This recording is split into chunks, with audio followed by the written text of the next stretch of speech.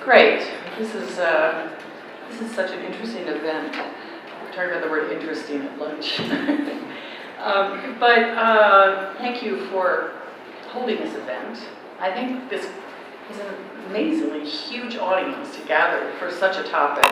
And perhaps you, like all of us presenting, were beginning to formulate ideas about what it would be about, what would be the line of thought, what would be the controversy, what would be the relevance to architecture, and so forth, which is exactly the same questions that I think everybody presenting is in some way thinking through from their own place, wherever they are. My place is, I was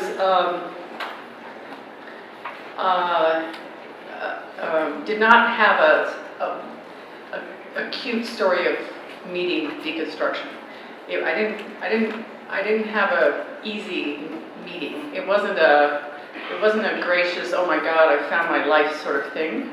It wasn't that I recognized immediately in this philosophy my destiny as a philosopher, architect, or whatever. In fact, I understood not anything when I first read it. And the first read through, and this was true of Foucault as well, this was in graduate school, when I read The Order of Things, I understood not one page of it, not one page. And my background should have supplied me with the ability to read the whole thing, because my background was in classical philosophy, and it was a philosophical text, and it was the same with of grammatology. It's a philosophical text, and you should be able to walk right into it because it concerns existence itself. It concerns ontology. But in fact, it was incredibly opaque and tricky, extremely tricky. So, like all graduate students, in a sense, you get indoctrinated into a certain kind of reading of something, and once you're in there, the whole reason for trusting yourself to that process, in some sense, is that if you get there, if you get in there, and you get in there through a set of teachers that somehow are able to show you something about it, then you discover something like grammatology, which is an amazing, life-changing discovery. Just as learning how to read Freud, or you don't actually have to, Freud is such a brilliant writer, but or other texts such as Foucault, I mean, these are transformational. So you can promise that to a student up front, and it makes no difference. Sometimes, a student will go in there and sometimes they won't. But it's it's something in retrospect, and I don't mean to give an account of it that makes it sound smooth or kind of the brilliant thing that verifies and underwrites the entire PhD experience or whatever it is, and the process of a career. It's not really careerist. It's actually a kind of falling in love. And that's what everybody talks about it as with Derrida in large part, that you just sort of fall in love with the watching the thought itself, watching the progress of the thought itself, moving through these texts over the years. I mean, in fact, Derrida wrote about everything. There is not probably one subject in the entire world you could come up with that you would not find sort of Derridian discussion of or puzzling over. The more comprehensive, sort of large-scale philosophical problems have lots of dimensionality to them, and they take up highly specific instances of sort of everyday life and vicissitudes of being in a certain place or being a certain kind of person. So they're encyclopedic in a way, and that is one of the amazing things about them, and that's why they get very addictive in a way, and there's a whole problem with the addiction. The problem with the addiction is that that either you have to become not just a reader of Derrida, but a virtuoso performer of Derrida, or you are left with a sort of the problem of Derrida, and and for me that problem has to do with the delay in the whole theory of delay in Derridian philosophy, the whole theory of temporizing, that things, introducing the slowness and the prevarication of time into philosophical analysis means that every argument is interminable, that you never find a stopping point in the way that, because each new instance will pose a new set of issues that you will then be obliged to follow through on, and then there's recursivity, and then there's, and then there's other dimensions to it that you see but will never get to, because there's several thousand lifetimes of work compacted into this work. And so, in a way, that's it poses a problem for certain kinds of people, and it poses people for whom analysis, who have not found the performance of analysis, let's say.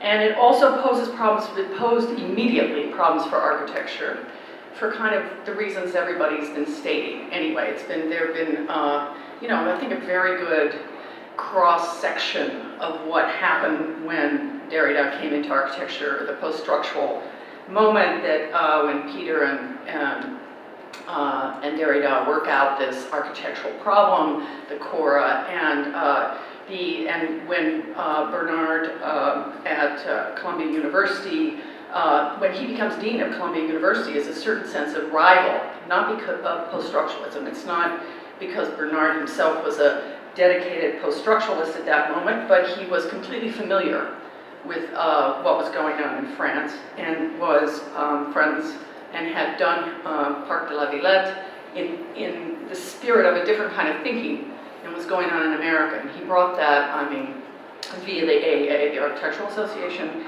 he brings that to America as Dean of Columbia University.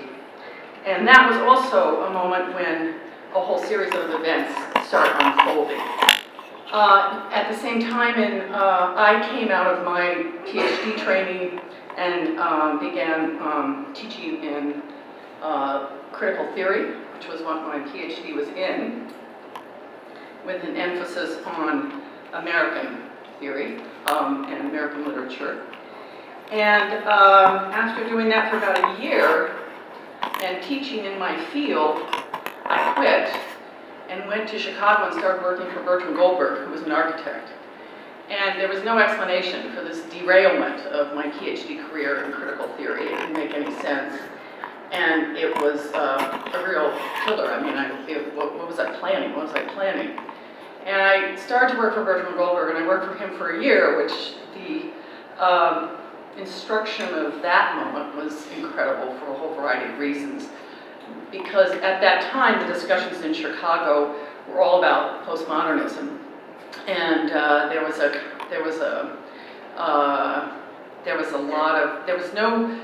no discussion of deconstruction at that moment in Chicago, except through Stanley Tigerman, and because of his friendship with Peter Eisenman. So I happened to meet Stanley at a dinner party one night, and we started talking, and he realized that my background it just came out that my background was, in fact, to have been trained in post-structural philosophy.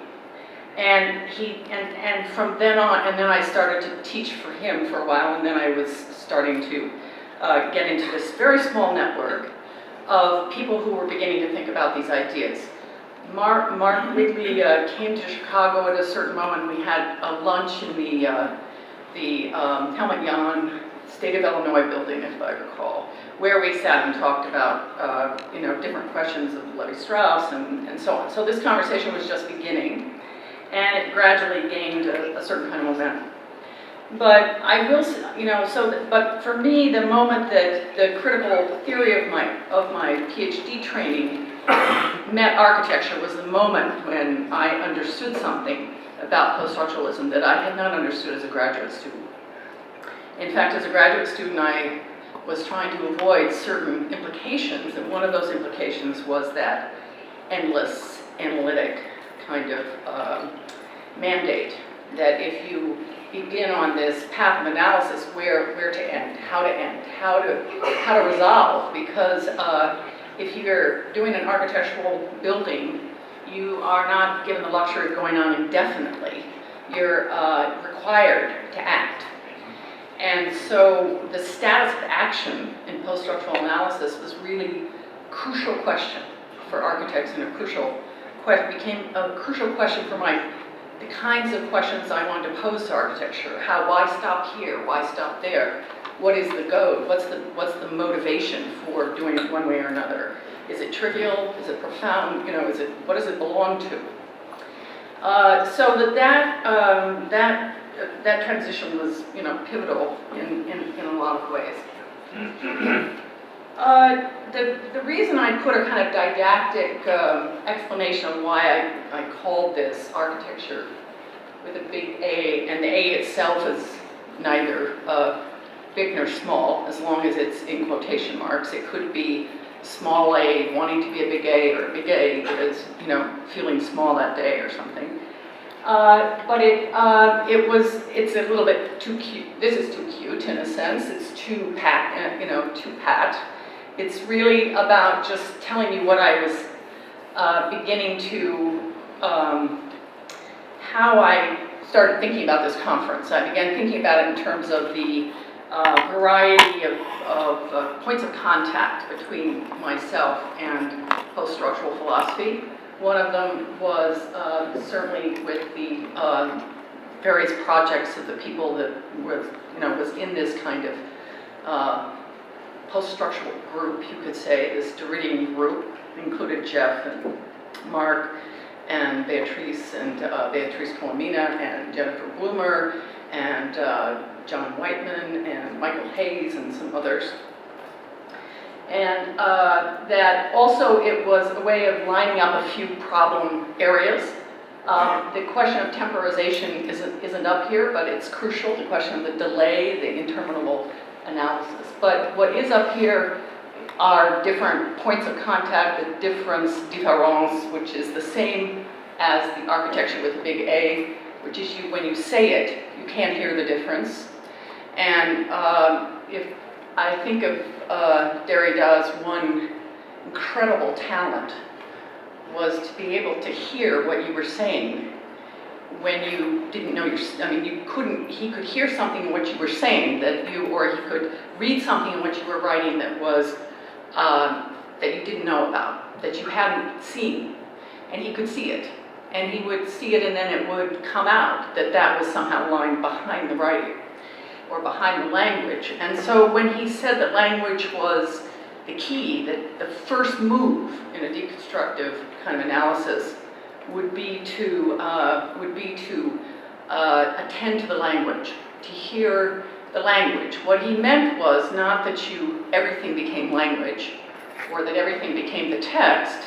What he meant was that moment that you noted that, for example, there was a repetition, or that there was a denial, or that there was a way of exaggerating one word or another, or that there was a kind of deeply mystifying moment in what was being said, that would signal that there was something beyond the language that required elucidation. So that when we were talking about theology a little while ago, that's part of what his radar was looking for. Not religion, again, but whether there was anything in what you were saying had a certain theological status. When you said the word architecture, did it have a capital A or did it have a small a? And if it had a capital A, did that mean that you were referring to a specific kind of architecture? Did it mean that, you can't hear it, but you can hear the capital A in the enunciation of architecture. Insofar as we might say something like, there's a fabulous piece of architecture right now in New York City by this architect or that architect. And what we mean there is we mean a very specific object in space that we would go to and that we would admire or dislike on the grounds of whether it qualified as a good piece of architecture or not, and so on, so that we have inscribed that particular object in space in a very particular way. And that we expect that object to be standing there in a very particular way. That we expect it to be holding together some idea of architecture in a very particular way. And so the big A architecture, every architect desires to build the big A architecture. And what Derrida was showing, in a sense, to architects was that there was also a big little a architecture, and there was also a little a architecture. And what he meant by little a architecture was not necessarily minor architecture or secondary or tertiary architecture. What he meant was it was architecture that was still open, that had not closed itself, that was still somehow open, that it had not decided what it was, that it had taken the enormous risk of leaving something unresolved about the building. Now we know that every building or every piece of architecture has tons of things that are left unresolved. But usually and Colin Rowe talks about this, with respect to the reconciliation of the ideal and the contingent as a reconciliation that is like you have to give up certain things in the ideal in order to deal with the contingent, and that those two things come into play with each other the way you might compose a fugue or something, that you take the complexity of the problem and you reassemble it, and you cut your losses, and you build the building in that way. You arrive at the possibility of building the building. And so we see, but the question is, how does that failure to close the building or to close the problem that you were dealing with, how does it manifest itself in the building? Is it left open? Is it left visible? Is it left palpable? And if it was left palpable, the architecture was still in play. It had not given up. It had a big enough problem so that it wasn't able to solve it in one building. And that, in a way, is what the architecture of the small a, without the quotation marks in a certain sense, is meant to signify. The small a, the big small a with the quotation marks could mean any number of things, and I kind of made a list of different takes on that problem here. The architecture writ large, which is an interdisciplinary architecture that is advocated by most architects and yet is almost impossible to practice, because the discipline is, the definition of discipline is that you lay down your stake in the discipline. And so to pull up the stake on behalf of another discipline is very difficult. And so when Jeff said that, or whoever said that, disciplinarity is a powerful thing, our loose talk in a way about interdisciplinarity doesn't understand in a certain sense the stake, what's at stake. So in any case, the architecture in this expanded field was Rosalind Krauss's term for art in the expanded field, which also meant that it was no longer going to be about the big object in space, or it was no longer going to be about a theological principle of immediacy that the modernist painters had, for example, but it was going to be engaged with all the powers and complexities of life and the psyche, that it was going to be what she called the optical unconscious. It was going to be that faculty that was going to be operating with respect in art and with respect to the reception of art. Architecture with a capital A in Dubai or Abu Dhabi is sort of self-explanatory.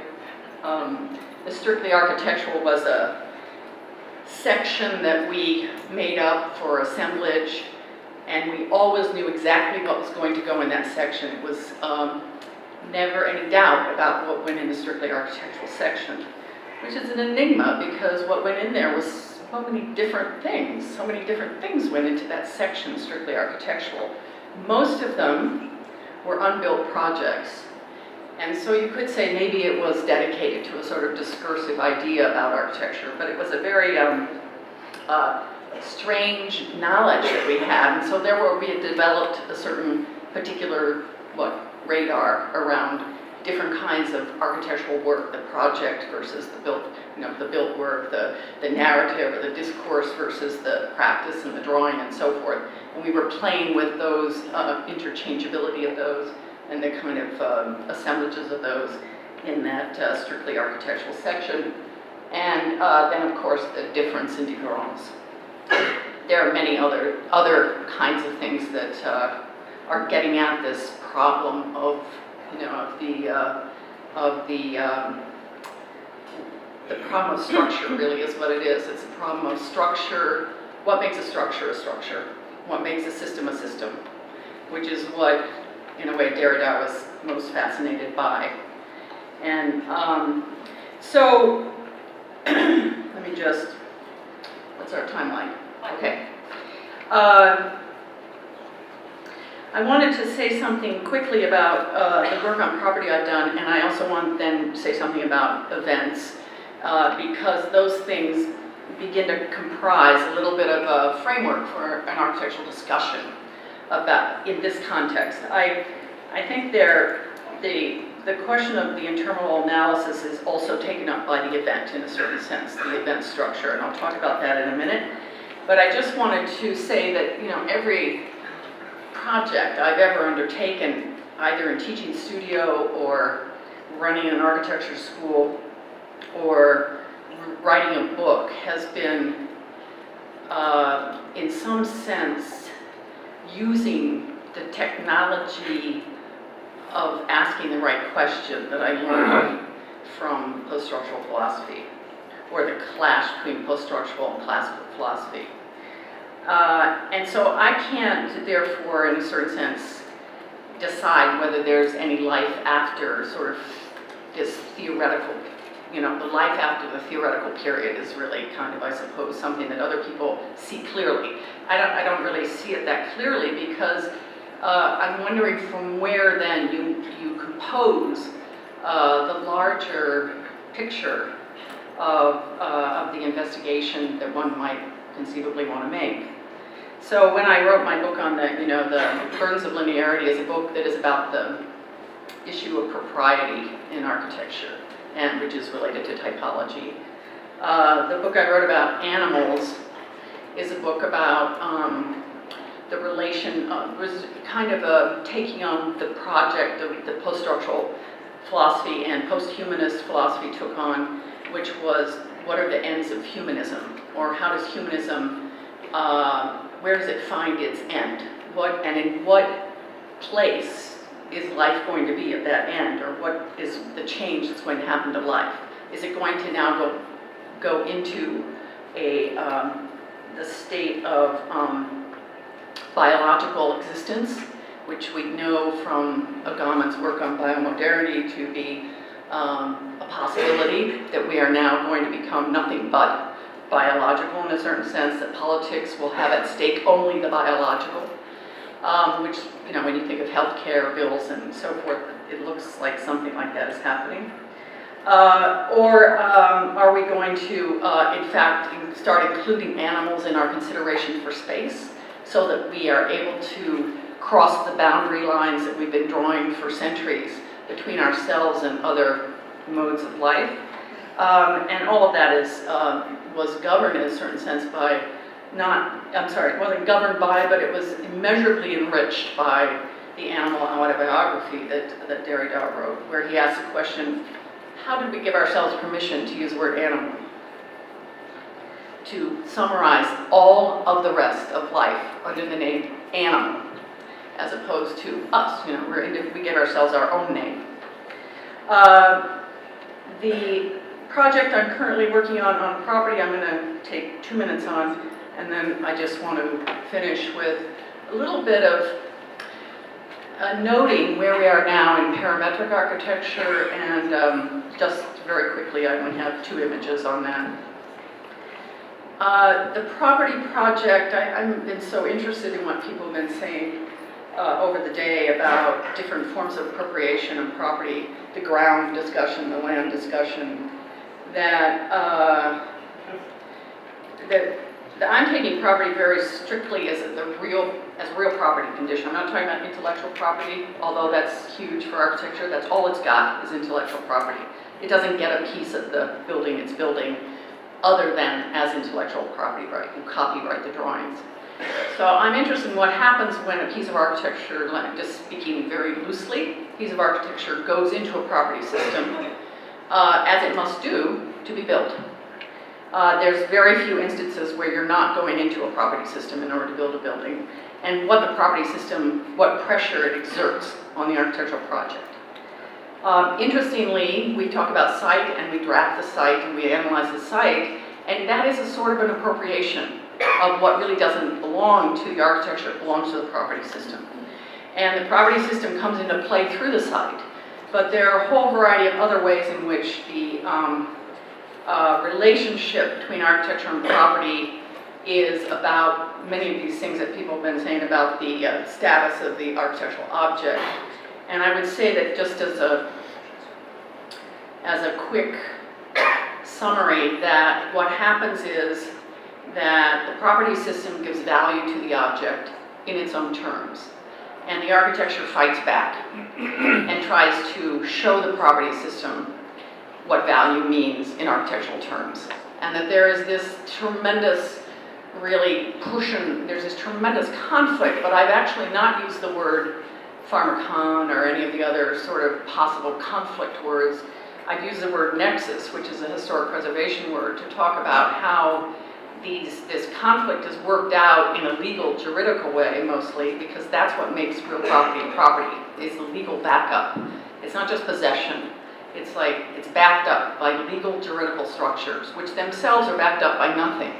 So that there's a kind of, they're backed up by everyday practices that are ratified and codified into law.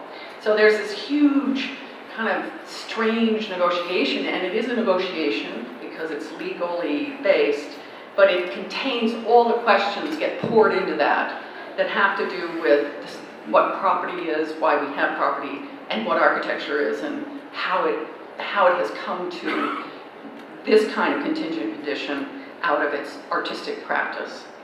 So that's also, as you can see, in a certain sense, been tremendously and deeply informed by certain ideas about appropriation and expropriation.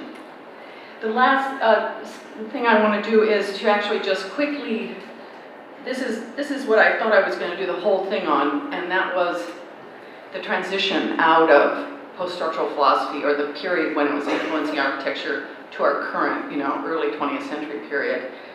And in order to do that, I had to actually do nothing but focus on Bernard for quite a while, because Bernard not only sort of brought a whole new sensibility to the American scene when he became Dean of Columbia, but he proceeded to radically alter the pedagogical model that every other school in America at the moment is following, the model that Bernard inaugurated in some sense.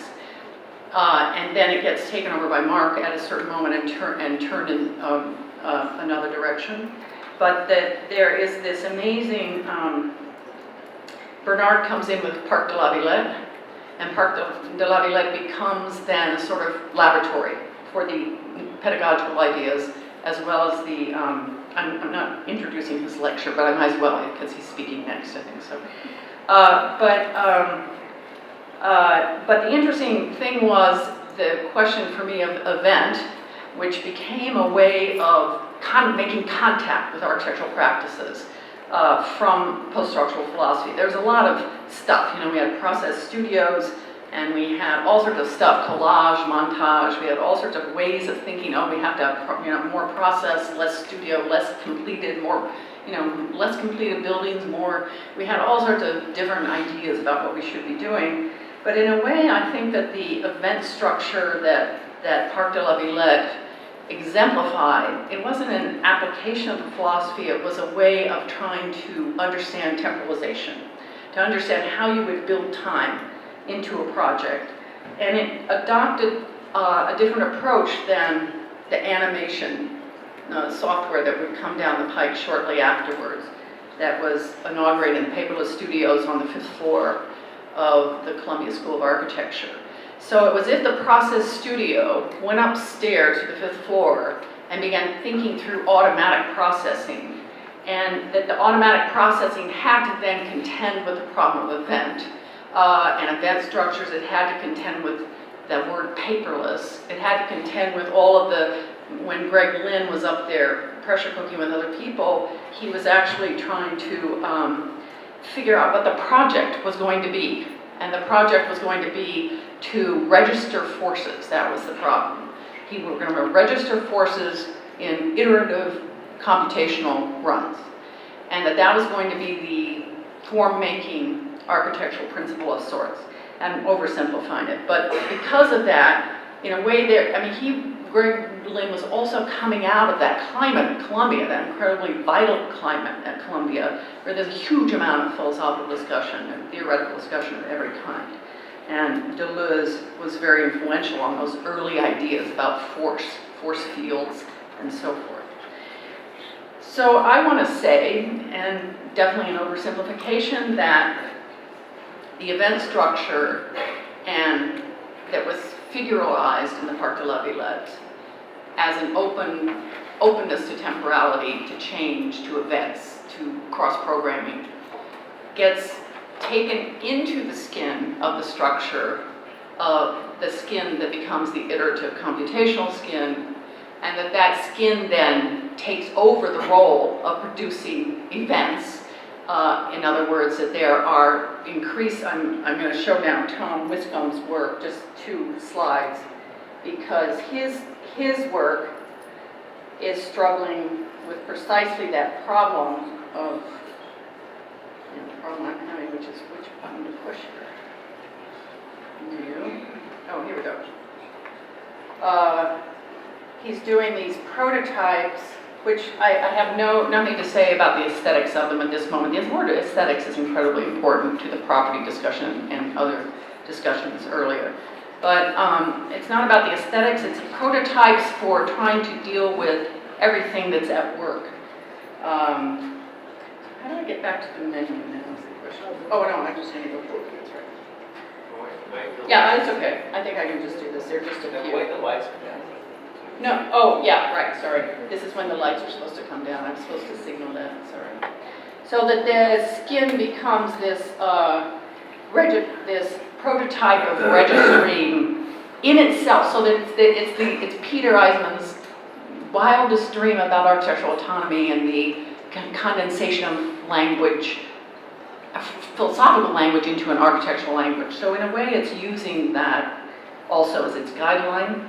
This is the Batwing project, and so really there are many people working on this, but on different angles of this, but it's about making the skin the subject, and taking away the architectural subject as standing outside, in the sense of the structure, and beginning to make the skin, not just heat sensitive, not just light sensitive, not just smart in other ways everybody's trying to think of.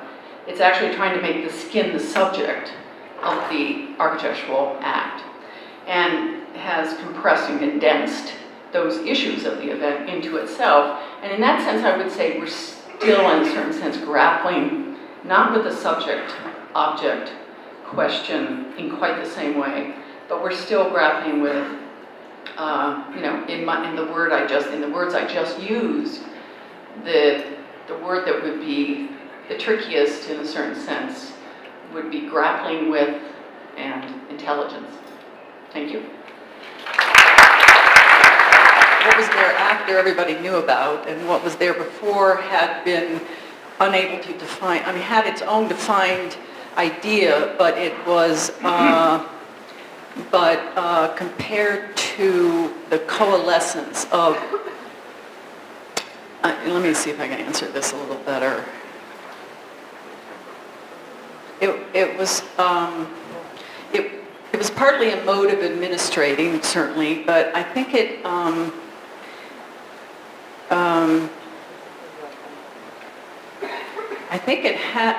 had to do with the architectural association model that was brought into the United States.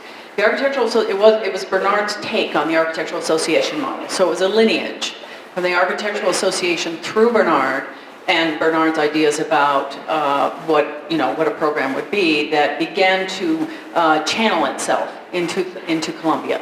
And it was a very different model. It had a more open intellectual environment. It was there was the the jury system was different. The number of history and theory courses were different. The kind of history and theory courses were different.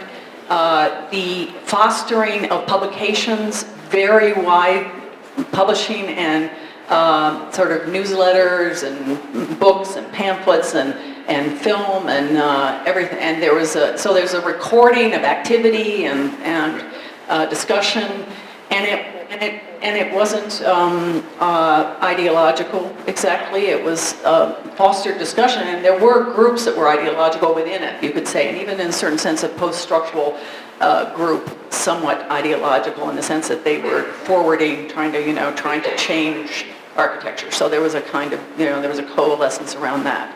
But I'm sorry, I should maybe let Bernard answer that also. Well, no, maybe I shouldn't, I don't know.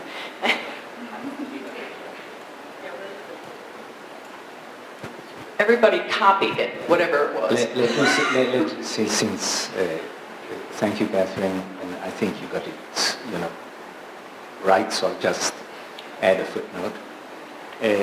Indeed, there was a fairly good, solid, traditional educational model in place in the school, which probably had been existing for at least 20 years from the 60th period, which had a very, very defined curriculum. In first year, you did a series of exercises by house-like. In second year, you did different typologies of housing. And in third year, you did the sanctuary, the monastery type and the long span build. And this was codified, and had been codified over literally 20 years.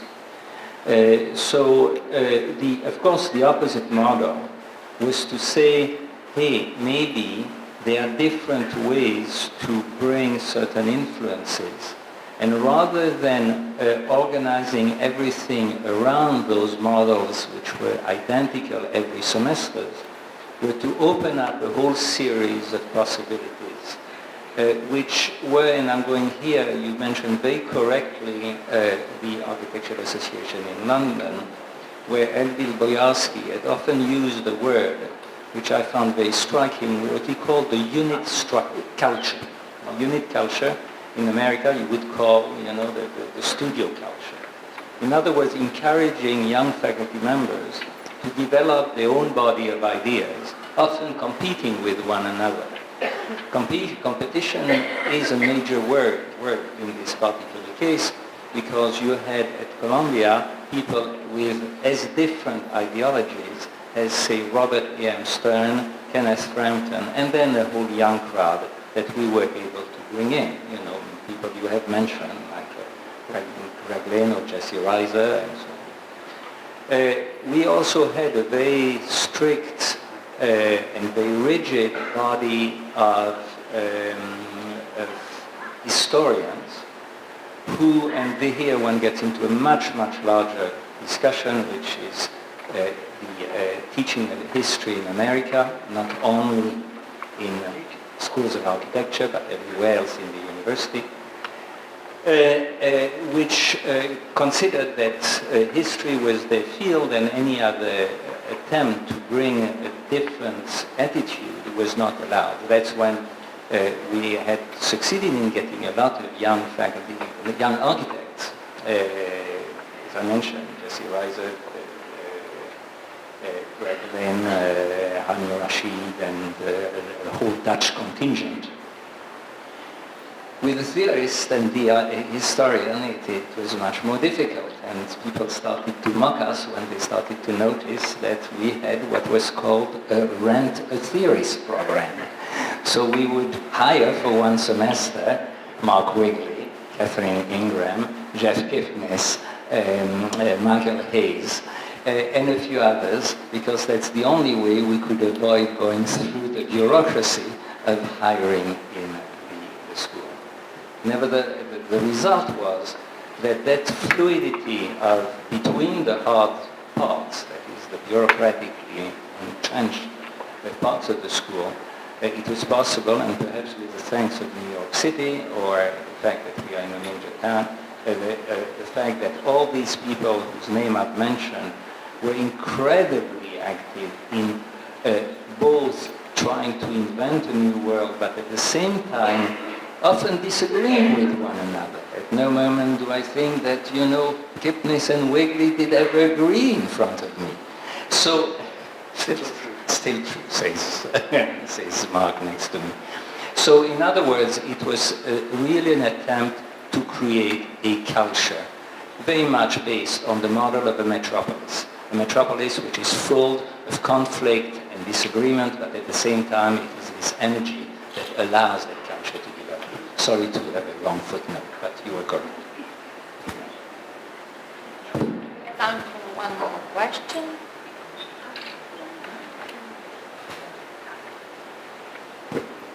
I want to ask you about this last slide. How do you connect this parametric design, which is very calculable or calculative, control also, with the deconstructive anti-methodology, which is completely opposite to it? Would you say how it's opposite?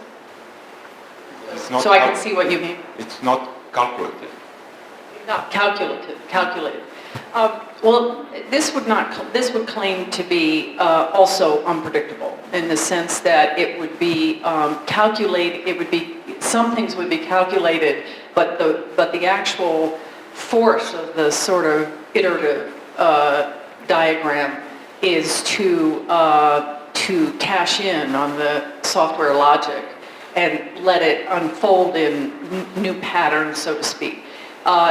You're absolutely right in saying it's front-loaded, and that there's a front-loaded, unstated sort of relationship to the process of production. And actually, I think that Tom Wiscombe and other people now are sort of coming to the point where the learning curve is almost over, the learning period is over, and now they're actually facing the identical questions that were being faced before computation, before digital architecture got going, which are, well, we know how to do all these things, but what should we do? And so what we should do is really a theoretical moment, in my opinion, in architecture. That the how is absorbing and incredibly important, but far more easily attainable than the what. What should you do now that you know how to do all these things? Or why did you waste your time learning all those things when what you really wanted to do was this?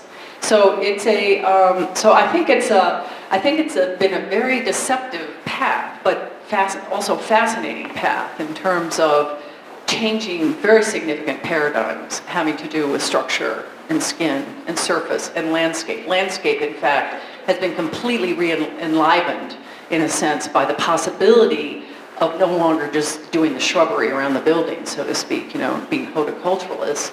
And it also has actually taken architecture, in a sense, into a whole different set of problems where structure and ornament begin an entirely new conversation also.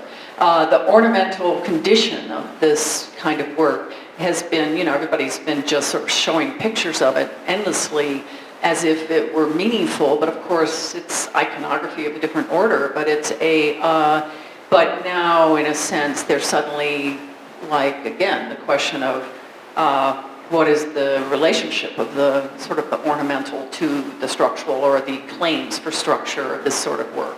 So I think it's very much kind of just arriving at this moment in a certain sense back at sort of theoretical problems.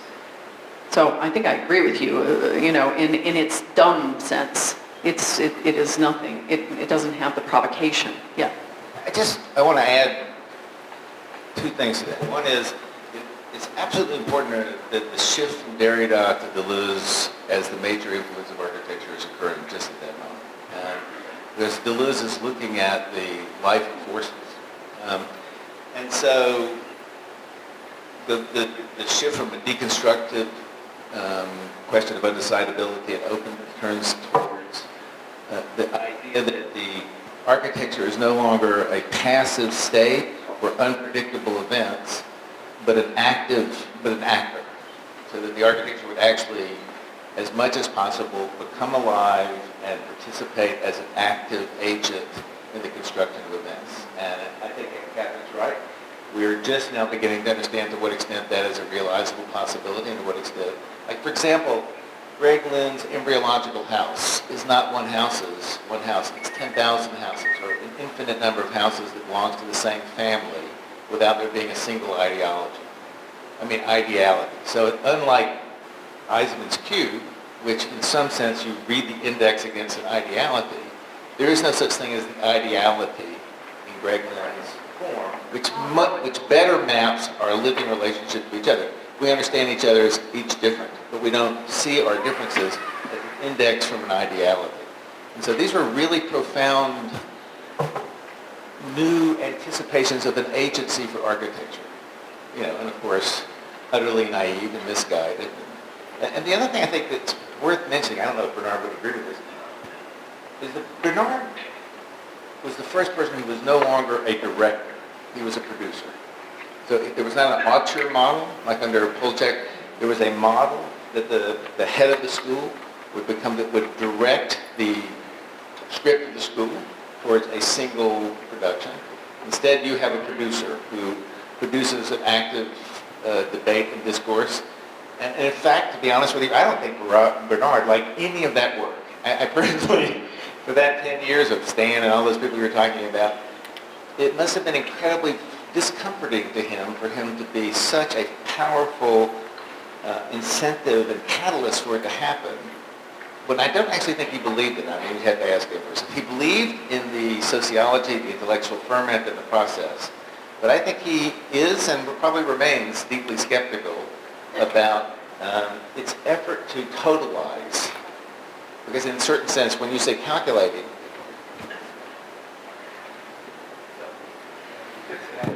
Again, I do nothing but placing footnotes on a statement on which I do agree. But I do think that is actually what a school of architecture does. I do think that, for example, Mark Wigley next to me has doubled, tripled the effect of what I was able to initiate. Simply, the point is not to try to do a school of thought. It's a school that thinks. And that's the place is really trying to oppose a whole series of different beliefs or even certain hypotheses which are being demonstrated but then denied by others, so that the place is a place of action. And what I find wonderful with Mark is bringing it to internationally. We worked with in New York City. Mark is but Oh, I'm sorry, but we have to continue. you know, they used to give Bucky Fuller 6 hours to